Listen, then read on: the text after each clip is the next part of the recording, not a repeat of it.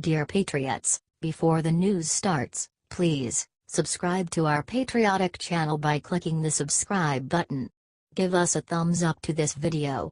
Don't forget to leave your opinion below in the comments section. Share the news on Facebook and Twitter so you friends see it. Thank you.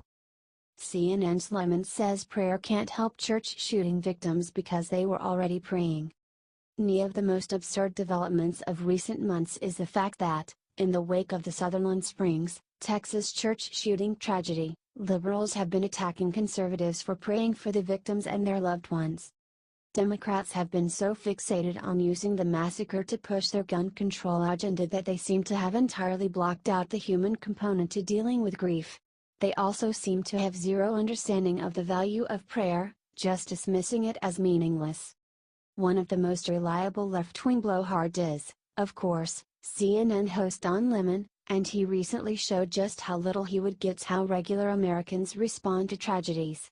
Lemon began his rant on his show by pretending that he sees the worth in prayer, saying, "Thoughts and prayers, thoughts and prayers, thoughts and prayers. Don't get me wrong. Prayers are important. They really are." He then somehow said that this is not about religion and declared, "So spare me the anti-religion tweets. You can keep them. I won't even read them. I don't care." Lemon then unbelievably claimed that prayer doesn't work, because the shooting victims were praying in church when they were murdered. He stated, "These God-fearing Christians were in church. They were already praying. Thoughts and prayers did not stop an oversight from the justice system which enabled a guy who attacked his stepson and assaulted his wife from getting a gun. This is false, since the error was actually made by the Air Force, but nobody corrected him." He went on, "Thoughts and prayers didn't stop a troubled person from buying assault-grade weapons that took the lives of 26 people in an instant." Lying through his teeth, he asserted that he is a firm believer in the Second Amendment, but then asked how many guns and of what caliber does one person need? He concluded, dismissing prayer, "So tonight, I hope you will join me in praying that our leaders will actually do something of substance and action this time that precludes another thoughts and prayers moment. Why are liberals so disrespectful toward practicing Christians?"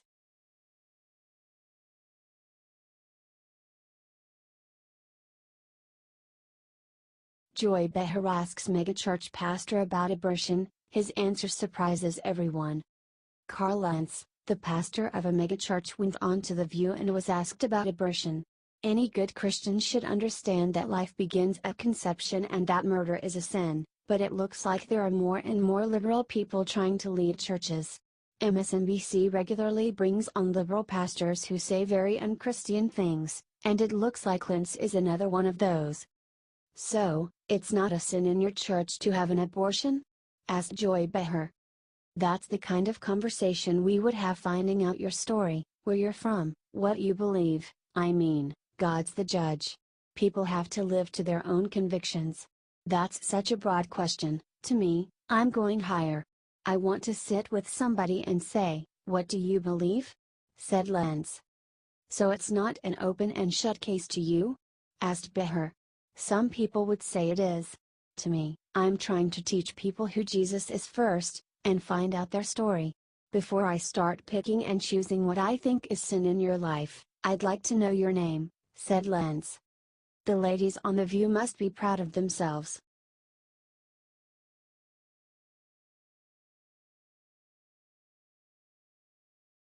Son of Richard Dreyfuss exposes Kevin Spacey's most disgusting pedophilic act yet. Harry Dreyfuss, the son of Oscar-winning Jaws actor Richard Dreyfuss, revealed a disgusting pedophilic act that Kevin Spacey did to him, while his own father was in the room. Spacey's first accusation came from a 14-year-old boy who accused Spacey of lying down on top of him and trying to make moves on him while at a party. Harry Dreyfuss described how he and his father were at Spacey's apartment to practice lines. Spacey started making moves on Harry. It took Harry a while to suspect what was going on because he had no idea that Spacey was a pervert. "Besides, I thought, surely he can't be coming on to me like this right in front of my dad." But his hand stayed there. So after a bit, I came up with what I thought was a brilliant safety tactic. I stood up and walked to the other side of the couch, and sat back down. bulletproof. But without missing a beat, Kevin stood up too, and followed me. He sat just as close and immediately put his hand back on my thigh, said Dreyfuss. Over the course of about 20 seconds, centimeter by centimeter, Kevin crawled his hand from my thigh over toward my crotch. My mind went blank. Suddenly, he had completed his journey and now he had all of me in his hand. I stopped reading the script and my eyes went wide, said Dreyfuss. I lifted up my head and faced him. Looking into his eyes, I gave the most meager shake of my head that I could manage. I was trying to warn him without alerting my dad, who still had his eyes glued to the page. I thought I was protecting everyone. I was protecting my dad's career, described Dreyfuss.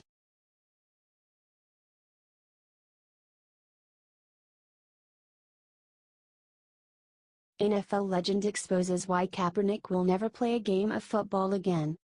Looks like Colin Kaepernick is digging himself into a deeper and deeper hole. He is trying to sue the NFL, and despite that, no one in the NFL will hire him. NFL legend Tony Gonzalez explained why Kaepernick doesn't stand a chance of playing ever again. He's done. I don't think he'll ever get a chance. Never again. I just don't think he's good enough for the headache, said Gonzalez.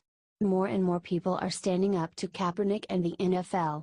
Legendary sportscaster Vin Scully just revealed why he is done with the NFL. I have only one personal thought, really. And I am so disappointed. And I used to love during the fall and winter to watch the NFL on Sunday. And it's not that I'm some great patriot. I was in the Navy for a year, didn't go anywhere, didn't do anything, said Scully about the NFL anthem protests. But I have overwhelming respect and admiration for anyone who puts on a uniform and goes to war.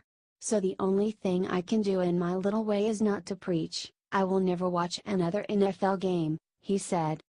Do you think the NFL will pay the price for allowing Kaepernick and all these protesters to go so far?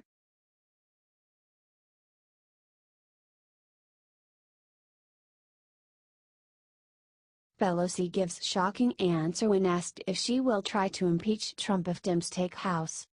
In an interview with CNN's Jake Tapper, Pelosi was asked if she will try to impeach President Trump if Democrats win back the House. Democratic megadonor Tom Steyer recently launched a $10 million ad campaign calling for the impeachment of President Trump. Republican Senator Lindsey Graham says that if you and the Democrats take the House back in 2018, the first thing you will do is impeach President Trump. Is that true? Asked Tapper. No. I believe that whatever we do, we have a responsibility, first and foremost, to unify the nation. Second of all, you can't go down any path without the facts and the law. If that's there, perhaps it will come out in these investigations, responded Pelosi. It appears she is finally realizing how unpopular she is and is trying to win some people back. Or she is trying to trick Republicans into thinking she's not a threat. Or maybe she just knows she wouldn't be able to impeach Trump. The left of our party is still annoyed with me for not impeaching President Bush for going into Iraq. What could be worse than that? But the fact is that we've got to really be saying what this election means to people in their lives.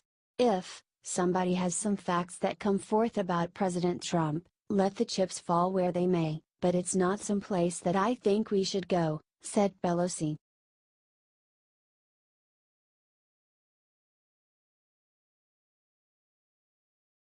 Trump is right. Watch Joy Behar shockingly defend President Trump against Senator Flake. Senator Flake went on a long rant insulting President Trump and revealed that he would not be running again. After the incident, Trump texted that the only reason he dropped out was because he had no chance of winning. The reason Flake and Corker dropped out of the Senate race is very simple: they had zero chance of being elected. Now act so hurt and wounded, tweeted President Trump.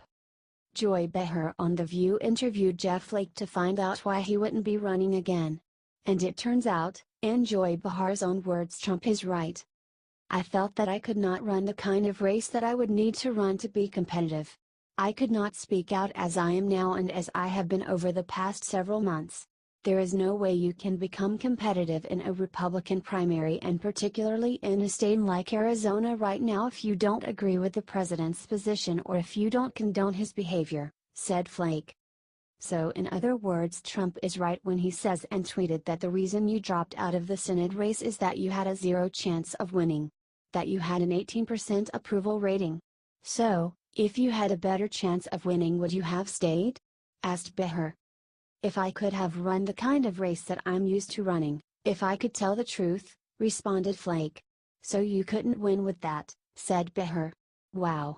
You know you're in a bad place when Joy Behar is even willing to side with Trump to insult you."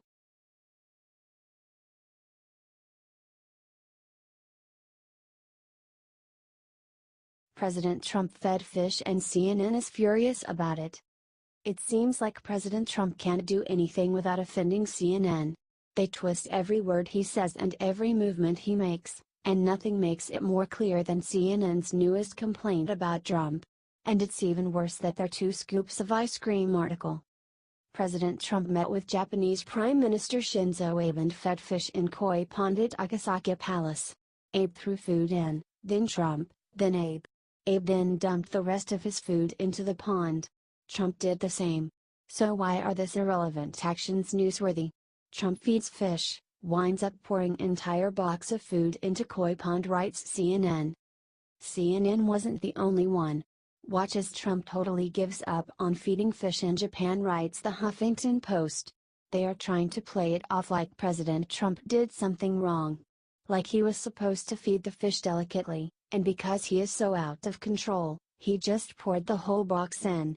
However, when you watch the clip, he was clearly just following Abe's lead. As an aide clapped loudly, Abe and Trump tossed spoonfuls of fish food into the pond. Then, with a look of enjoyment, Trump quickly poured his entire box of food into the pond. The move got Trump some laughs, and a smile from Abe, who actually appeared to dump out his box of food ahead of Trump, writes CNN.